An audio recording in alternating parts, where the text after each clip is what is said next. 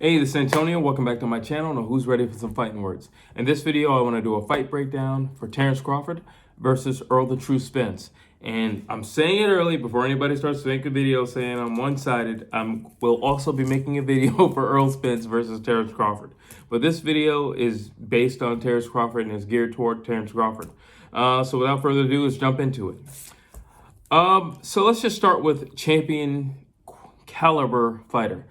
Terence Crawford is, he was destined to be a champion. He was a champion, a unified champion at 140 pounds, which is not easy to do. And honestly, I believe if he were, as much as I hate to say it, on the right side of the street, he might possibly be a unified champion at 147 pounds right now, if it weren't for like politics and this side of the street and that side of the street and all of his issues with, Bob and all that. But definitely champion caliber fighter, elite of the elite. Intelligence. I think he's one of the smartest fighters out there. I think he possesses something that only the great of the greats possess. You have somebody like a Sugar Ray Leonard, somebody like an Ali, somebody like Floyd Mayweather, somebody like Sugar Ray Robinson. They understand if something isn't working, they can change what they're doing while fighting. They can change up. They can say, all right, this is not working in the middle of the round and start something else. Not many people can do that. Most guys, when the fight's going hard or it's just not going in their favor, they tend to be more of themselves. So it's just like, well, if I'm an aggressive fighter and I'm just going to go in and just, I don't know, I'm all hooks like a Joe Frazier. That individual won't think to reassess what he is doing. What he'll do is just continue to do what he's been doing in hopes that either he will overpower his opponent with what he does, or he'll get, I don't want to say luck because he trained, but maybe he'll strike it doing what he does. And Terence Crawford, much like Floyd Mayweather, can stop or while fighting, assess himself and say, this is not effective. A perfect example of this would be Floyd Mayweather versus Cotto. He was trying a lot of things in that fight, and by the 6th round, he realized it was the uppercut. And everything changed. The trajectory of that fight changed around the 6th round because of that uppercut from Floyd Mayweather. And Terence Crawford possesses that same intelligent ability to pick up and read things, signs and movement, and just what's going on, what's being effective on his end, and also what's effective on his opponent's end. And as the fight goes on, he can change that trajectory because he's going to change and constantly reassess how he fights. And like I said, not many people can do that. Ali did it with Frazier. He did it multiple times with Frazier. But not many people can do that, especially not while in the round. I'm talking, it's one thing to go down to your corner and say, hey, this is what you need to do because this isn't working. But it's something else to be in the fight and then have to actually do that and successfully do that.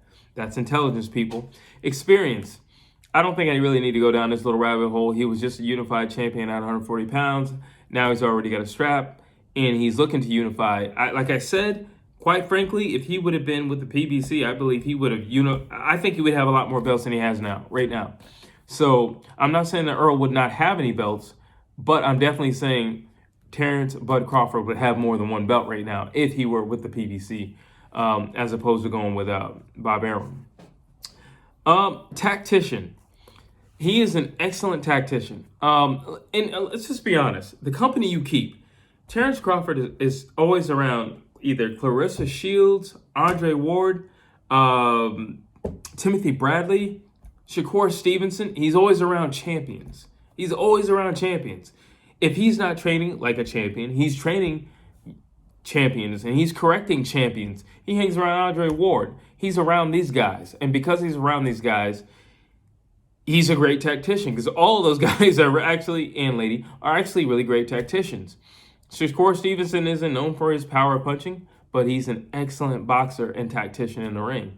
Timothy Bradley, up until, his latter career, when he realized people just want to see people duke it out. So he was like, screw it, I got a somewhat okay chin. I'll just start slugging with people. But prior to that, he was more of a point fighter. He knew he wasn't the most heavy-handed. You have Andre Ward, again, a brilliant tactician. And what I mean by that is they know how to set up a game plan. They know how to implement a game plan, and they know how to keep to that game plan. But more importantly, like I just said, with the intelligence, he knows when to let that particular tactic go. He knows when to let it go. He knows when to abandon that. And again, not many people do. Not many people do. You know, most guys say, well, I've trained 6 weeks to do this. What am I supposed to do in the fight if this isn't working? Do something else, obviously. But most guys won't. A lot of guys won't. They'll just do what they do. But again, Terence Crawford is different. He's an elite fighter, and he's a great tactician. There's a game plan, and he can implement that game plan. But like I said, if things go south, he can switch it up and do something else. That's why we like him. Footwork. I think he has excellent footwork. He has very wide stance because he's always looking to move. He's not a stationary fighter. He's just not, and that's a good thing. I like it when people use the ring. I think you have a big ring for a reason. Why not utilize the size and the radius of the ring? Why not use it? And Terence Crawford, he uses that ring, and he uses it to his advantage. Obviously, he's great at cutting off the ring. He's great at lateral movement, but he also can fight backing up. But he tends to be the aggressor. Like I said, he's all over the place. So you don't know which Terence Crawford you're going to get. He can start off one way, and then he can end off another way with his footwork. He's also ambidextrous, which means, he can go from side to side. He can lead orthodox or southpaw. And that's not just with his hands, it's with his feet as well. And that can be very confusing to your opponent when their foot is one way and they're fighting off another angle. That's very, very, very confusing. Accurate puncher. This dude doesn't throw a lot, but man, when he throws, he's a very accurate puncher. He's a sniper. He's not going to give you big volume. And that's why this fight with Errol is going to be really interesting, because you have Errol Spences who can throw 100 punches in a round. And then you have Terence Crawford, who's a lot more reserved with his punches. And not to say that he couldn't throw 100 punches in a round, but that's just not his MO. He would rather pick selected shots and selected targets on the body for him to attack. He's just not going to throw 100 punches in a round. He doesn't like to waste punches. That's another reason why he doesn't like to throw 100 punches in a round. I do think he hits harder than Errol Spence. He does have knockout. He has more knockouts. But also, he's knocked people out with one punch. So Errol puts people, in the past has put people down. But it's a beating that led to that. While Bud can put you down with one punch. So, if we're talking about what the differences are between the two fighters, that's a major difference. Strength. When you look at Bud and you're also thinking that he came from 140, you're thinking, he's not going to be that strong. And initially, that's what led to, everything with him going up against Jeff Horn. Jeff Horn was very big, and the way he manhandled Manny Pacquiao. And you're looking at Terence Crawford, like, you're coming up from 140. He's about to, he doesn't look like the biggest guy in the world. He looks a little scrawny. And I'm like, you're about to go up against this dude? We're going to see what happens. And not only did he perform, but he performed excellently. And then again, see, this is the problem with Errol Spence versus Terence Crawford, because of how well Terence Crawford does with guys who fight in close quarters. Jeff Horn and Sean Porter. He blew that test out of the water. Both of those tests he blew out of the water. So it's going to be really interesting to see what Errol Spence can do with Terence Crawford, because he's no slouch. His son is a state champion wrestler, and he also wrestled in high school. And if he is the father that I know he is, because he's always at his kids' athletic events, he probably works out with his son. And I don't see Errol Spence out-muscling Terence Crawford. I just do not see that. And that's going to be a big problem. And that's going to be, I think, the first eye-opener when Errol Spence gets in there. He's going to realize how deceptively strong Terence Crawford is. And because Errol likes to work in close, he's going to be like, oh, great. Working in close is my bread and butter. And he's really strong right here. that's going to be a problem for Earl, and he's going to have to figure that out. Let's see. Terence can fight at any range. It doesn't matter if we're fighting, all the way out here where it's just a jabbing game. He can fight in the inside, like I just said. When it comes to wrestling and grappling, he's actually better at that, I think, than Errol Spence. And I think, like I said, he's deceptively strong. Confidence. This is interesting. And I was thinking about this. Everybody talks about Errol Spence, in the car accident, in which case it took a lot of confidence within himself, and it shows his championship heart and spirit, obviously. But I think people forgot where Terence Bud Crawford is from, and I think they forgot his story. Terence Crawford was shot in the head. Yes, Errol Spence was in a horrible car accident. He was thrown out of the car, but Terence Crawford was shot in the head. So when you sit there and say this guy's a soldier and he's a trooper and, this car accident and yada, yada, yada. Yeah, but this man was shot in the head. No way you cut it. He was shot in the head. And at any point in time, he could have said, well, that's the end of my athletic career. No, he went back to the gym. So when you say, he's got this mental toughness and he's so confident in his abilities and his skills, well, Terence Bud Crawford also is very confident in his skills. Terence Bud Crawford also had to face a lot of adversity. Okay, so they're equal on that stage. I'm sorry, it's not, Earl is just so strong and he's this behemoth and he's this and he's that. Yes, I salute him for getting back in the ring and then not taking any easy routes when he got back in the ring. But I'm sorry, Terence Bud Crawford has been through a lot as well, and we need to acknowledge that. He got shot in the head, people. Period. So let's leave that at that.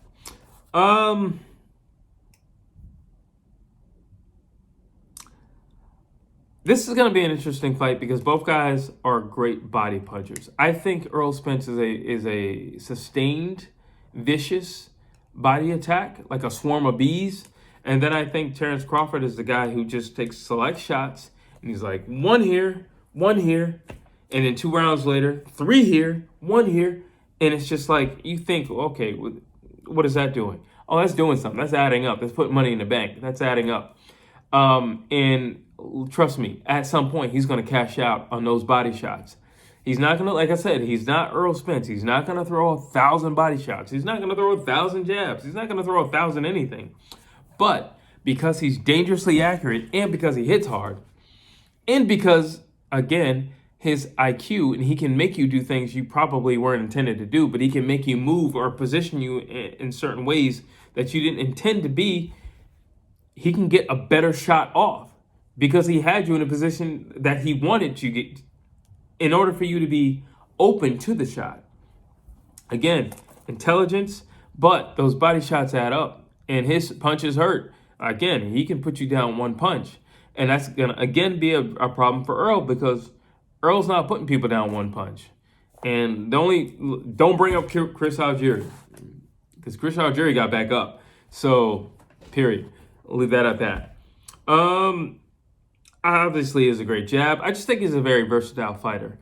I really do. I think Terence Bud Crawford has everything. The only thing that well, there's 2 things in which Terence Crawford does is he has a mean streak. And in his mean streak, if you hit him with something, if you catch him with something, he wants immediately to get that back. And he tends to get wild or in a frenzy from time to time. Because of that mean streak, he'll slug it out. He can fight intelligently inside, but he will slug it out if that how do I say it? That can be brought out of Terence Crawford. You can bring the slugger out of him. And that's why, again, this fight is so interesting. Because of the way Errol Spence fights, he has an opportunity to bring the fight or position the fight in his favor because of Terence Crawford's mean streak. That could be a problem. Also, the other thing that could be a problem for Terence Crawford is from time to time, he can be a little chinny. But when he has been clipped, I think that was mostly, and you can go back and look at his knockdowns, I think that was mostly due to him being in his frenzy. Now, being in a frenzy against Errol Spence is not going to serve you that well. He's taller, he's lankier, he is a pretty strong guy. He doesn't have one-punch knockout power, but he does have heavy hands, and he's very consistent with all his punches. And he's a pretty good counterpuncher. So that kind of worries me, to be honest with you. But I think just about everything falls in the favor of Terence Crawford. You know, when I look at this fight, I think there's two things in particular that are going to give Errol Spence a problem. Well, three things. One, the wrestling of Terence Crawford, especially in the clinch, because that's Errol Spence's bread and butter. What are you going to do when your bread and butter don't work? That's a problem. Two, I think it's going to be the check hook of Terence Crawford. Again, he can angle off at any given time, and he's ambidextrous. That's going to be a problem for Errol Spence. Three, that nobody seems to really be talking about. Terence Crawford has an amazing uppercut.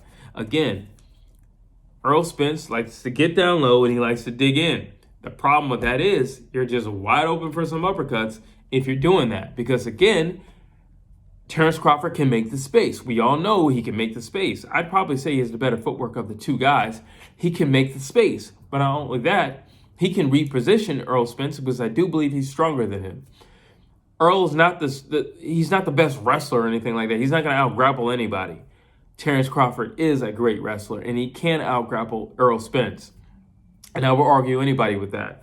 The way he manhandled Shawn Porter, and I don't want to hear about Shawn Porter not having a great camp. I don't want to hear about Shawn Porter not doing that well against Errol Spence, and maybe he was a little shot. I don't want to hear that. I'm sorry. That's not going to fly over here, so don't even bring that in the comments. He manhandled Shawn Porter, period. It is what it is. And Shawn Porter is not no walk in the park. Nobody's ever done that to Shawn Porter. Nobody. So therefore, I think the wrestling of Terence Crawford, I think the check hook and the angling off and the just him being ambidextrous, he can fight on either side. And Earl's got to worry about that in every single round. He's got to worry about that. He can't get comfortable in any... He can't get comfortable with anything that Terence Crawford does because he could just switch it at any given moment. But that wrestling is going to be a problem. It is.